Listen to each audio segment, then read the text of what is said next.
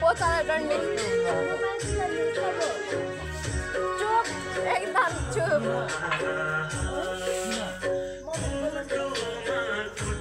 मलाई पनि फोन गर्नुभएको थियो कि हैन हजुर मम्मीले मलाई पनि फोन गर्नुभएको थियो निशा दिदीलाई अलिक चाहिँ राख्नुहोस् हैन अनि म आउँछु भन्नुभएको थियो